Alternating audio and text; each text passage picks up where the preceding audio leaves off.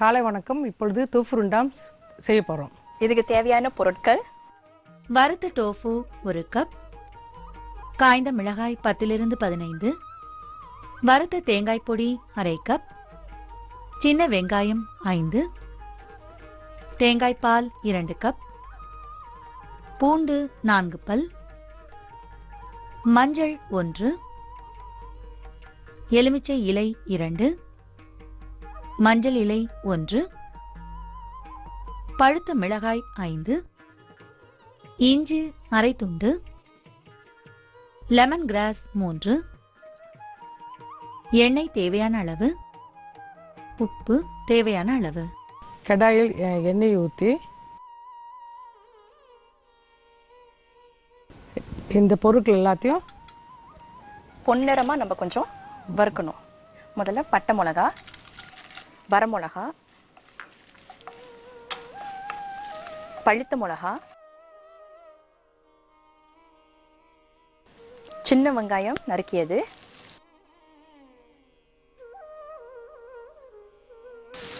கலங்கால் அதாவது காட்டு இஞ்சி, அப்படி கிடைக்கலன்னா நீங்க சாதாரண இஞ்சி கூட போட்டுக்கலாம், பூண்டு, பச்சை மஞ்சள்,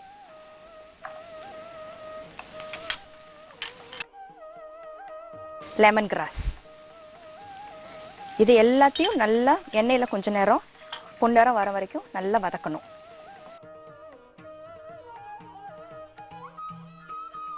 நல்ல பொன்னிறமா வந்துருச்சு. இப்ப அடுப்பு ஆஃப் பண்ணிட்டு இது எல்லாத்தையும் நம்ம பிளெண்டர்ல கொஞ்சம் தண்ணி விட்டு நல்ல ஃபைன் பேஸ்டா அரைச்சுக்கணும். இப்பொழுது கடாயை வச்சு எண்ணெய் ஊற்றணும். எண்ணெயை ஊற்றிட்ட பிறகு அந்த அழுத்தி வைத்த அந்த பேஸ்ட்டை இதில் போட்டு நல்லா வதக்கணும். நல்லா ஃபைனாக அரைச்சிக்கோங்க, அப்போதான் அது நல்லா இருக்கும். இல்லைன்னா திப்பி திப்பியாக மிதக்க ஆரம்பிச்சிடும் மேலே. இந்த எண்ணெயில் போட்டு வதக்குறதுனால ஏன்னா அதோட வாசனை ரொம்ப நல்லா இருக்கும். இப்போ பாருங்க, இதில் வந்து நல்ல எண்ணெய் கசிஞ்சு வருது. அந்த மிளகா நல்லா வெந்துருச்சு. இப்பொழுது என்ன செய்யலாம், அந்த டோஃபு பொரிச்சு வச்சிருக்கிறோம், அதை இடையில போடலாம். கொஞ்சம் கொஞ்சமாக அதில் போட்டுருங்க.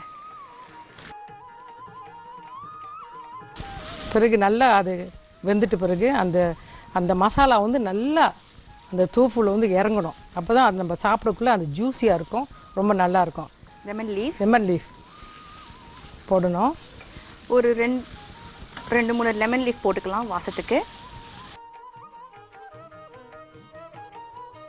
மஞ்சள் இலை அதையும் இப்போ போட்டுடலாம். இது எல்லாமே மணத்துக்காக தான் நம்ம போடுறோம். அது தேங்காய் பாலை ஊற்றிட்டோம். இப்போ இந்த கிரேவி நல்லா சுருண்டு வர வரைக்கும் கொஞ்சம் நேரம் வதக்கிக்கிட்டே நம்ம இருக்கோம். இது நல்ல சுவையான சாப்பாடு, ரொம்ப பேருக்கு ரொம்ப பிடிக்கும். இது நான் சமைச்சு கொடுத்தா ரொம்ப பேருக்கு ரொம்ப பிடிக்கும். கேட்பாங்க எப்படி செய்கிறீங்கன்னு, நிறைய பேர் ரெசிபி கேட்பாங்க எங்ககிட்ட. இந்த ஸ்டேஜில் கொஞ்சம் உப்பு போட்டுக்கலாம். உப்பு போடலாம்.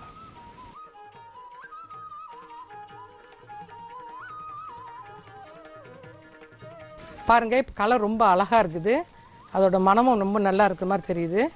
அடுத்து நாங்கள் வறுத்து வைத்த கோகோனட் உள்ளுக்கு போடுறோம். தேங்காய், வறுத்த தேங்காய் பூ, அதை லைட்டாக எண்ணெய்ல கொஞ்சம் வறுத்துட்டு பிளெண்டரில் நைஸாக பிளெண்ட் பண்ணி இந்த மாதிரி பவுடர் ஃபார்மில் கொண்டு வந்துடுங்க.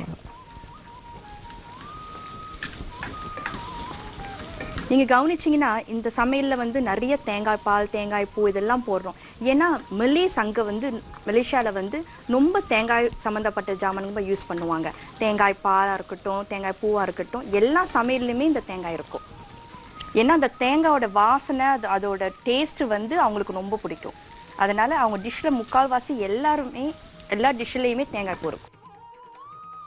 இந்த டோஃபு ரெண்டாங்க நீங்கள் வெள்ளை சாதம், பிரியாணி, சப்பாத்தி, புலாவ், தயிர் சாதம், தக்காளி சாதம், அது மாதிரி வெரைட்டி ரைஸ் எது கூட வேணாலும் நீங்க வச்சு இதை சாப்பிட்டா ரொம்ப டேஸ்டா இருக்கும். டோஃபு ரெண்டாங் தயார். டோஃபு ரெண்டாங் செய்ய தேவையான பொருட்கள்: வறுத்த டோஃபு 1 கப், காய்ந்த மிளகாய் 10 to 15, வறுத்த தேங்காய் பொடி அரை கப், சின்ன வெங்காயம் 5, தேங்காய் பால் 2 கப், பூண்டு 4 பல், மஞ்சள் 1,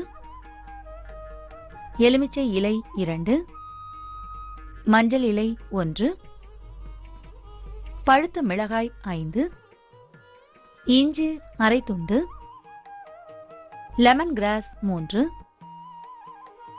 எண்ணெய் தேவையான அளவு, உப்பு தேவையான அளவு. டோஃபு 2.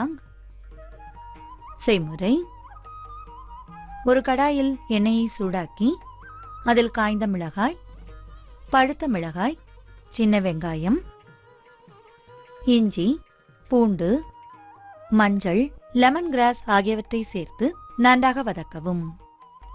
பிறகு ஆறியதும் அதை விழுதாக அரைத்துக் கொள்ளவும்.